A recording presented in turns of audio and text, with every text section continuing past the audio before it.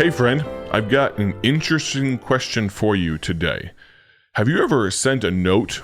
Maybe in this technological age, you've sent a message. Maybe you've sent a DM, a direct message. Maybe back in the day, maybe you've sent a physical note. You've actually written something down and put it in an envelope, licked a stamp, put it on there, put it in the blue box for the USPS, and then waited for a response.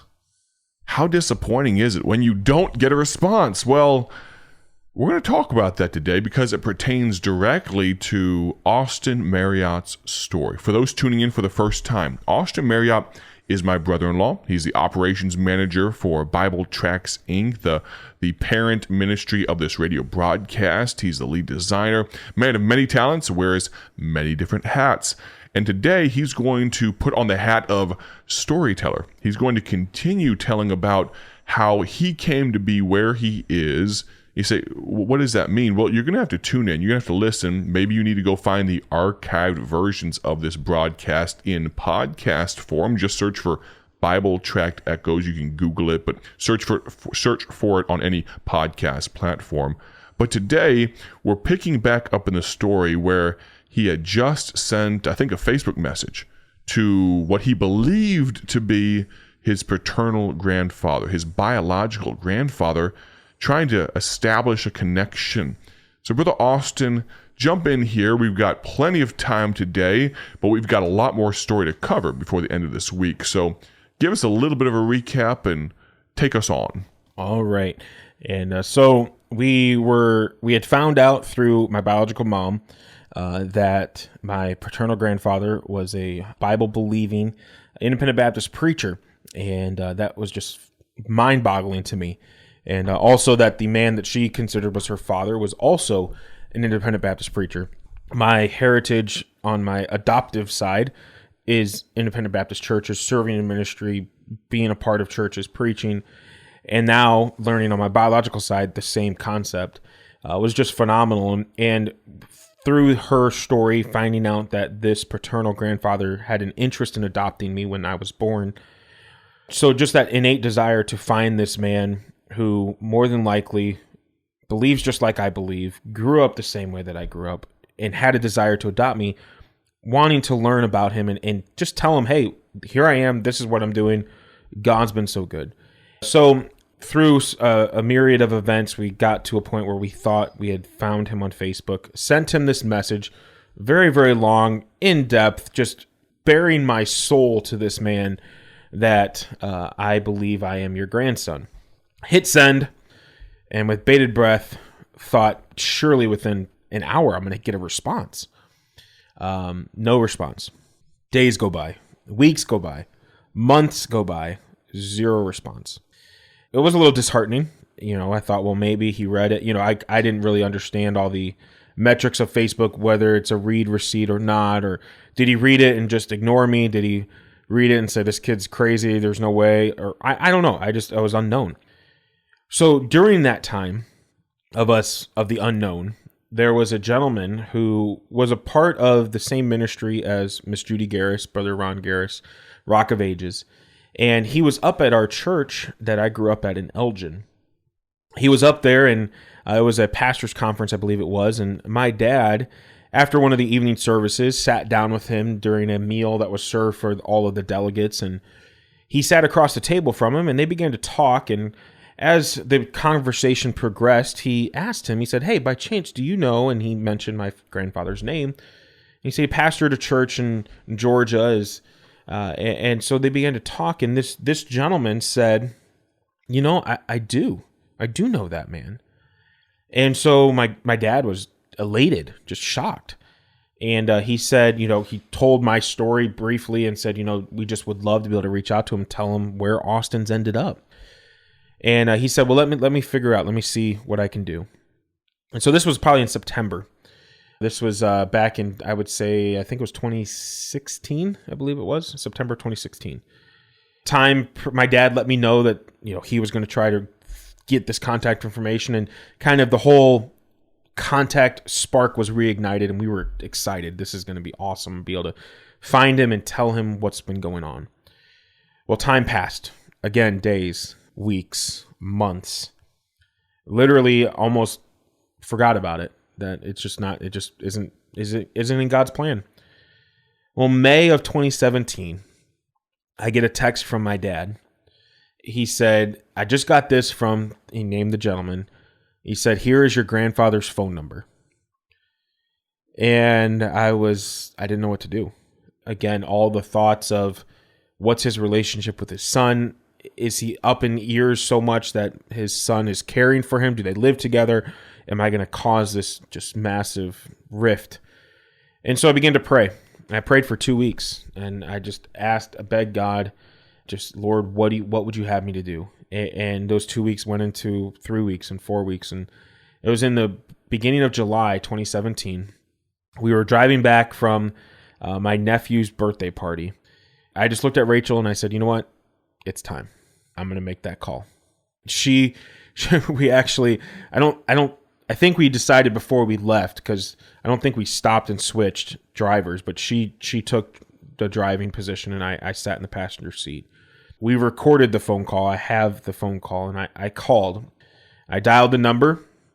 This sweet Southern lady's voice answered the phone. And I didn't know what to say. I to this day feel disrespectful for saying it this way, but I just didn't know what else to say. I said, hello, is Larry available? That's his first name. And she said, sure, and went to go get him. And I just looked at Rachel, and I thought, I just talked to my grandmother. She has no clue who I am. And then this man got on the phone, and I just went into talking to him. Began to share my story, and I ended the story with, I said, as far as I know, my understanding, you're my grandfather. And there was a long pause on the other end of the line, and he said, 31 years ago seems about right. And he said, this is a lot of information to process. And he said, I'm a kind of man that likes to take things to the Lord in prayer, and I'd like to pray about this, and we could talk again. And I said, sure. I in my mind, I'm thinking, this is my shot. This is the only time I'm ever going to get to talk to this man. And I just want to let him know what happened and where I'm at. So he said, well, let me get your information. I want to write all this down.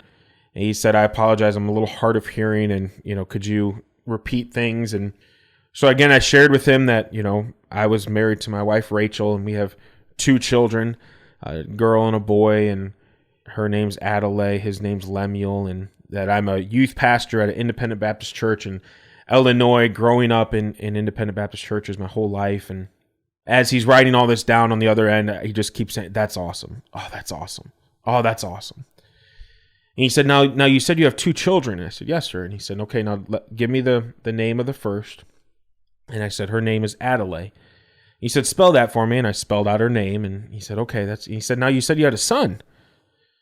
And I said, yes. And he said, what's his name? And I said, well, his name's Lemuel. And he said, could you spell that for me? I said, sure. I said, it's Lemuel. And he said, spell that name again for me. I said, it's Lemue.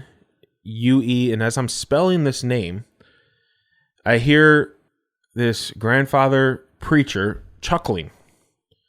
And in my mind, mentally, I'm thinking, preacher, it's not that odd of a name. It's in this. It's so funny. I have Christian people. I've had it probably a dozen times. Where did you come up with that name for your son, Lemuel? And I'm thinking, have you never read the Word of God? Have you never read the book of Proverbs? That's kind of where you start. If you're going to build a relationship with God, a lot of times we tell people, start in Proverbs. You read 1 chapter a day. When you hit the 31st day of the month, I know that that's not every month, but you do read it multiple times a year. And it starts with King Lemuel. And so, he chuckles, and I'm thinking, come on, you know where this name is from. And so I'm spelling the name, and I finish up, and he said, he told me, this is what he said. He said, I apologize for chuckling.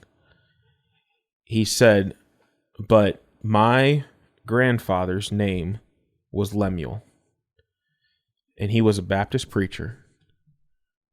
And he said, son, you come from a long line of Baptist preachers.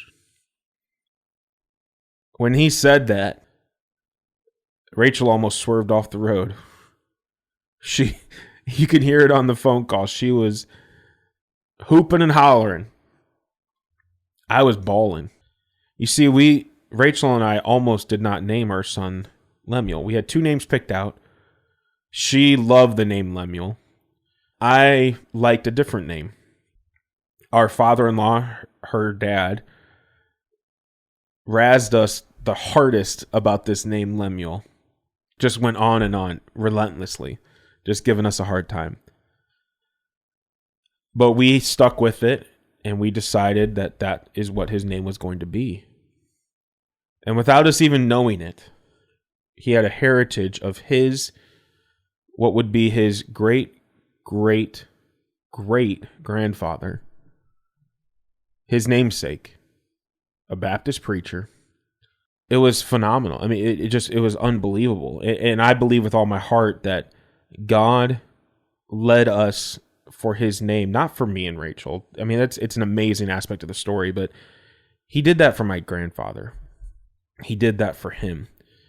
And it was unbelievable just to hear that connection that we had no clue about.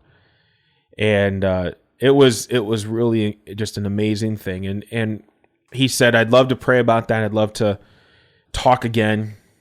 And so the phone call ended. And again, I thought, well, this might be the only time ever. But it was incredible. It was unbelievable. I called my dad. Rachel called her dad. We were sharing the story, just praising God for what he had done. Time went on about I think a couple weeks. My grandfather called back. We talked again a little bit more, and just a few more weeks went by, and he called and said, hey,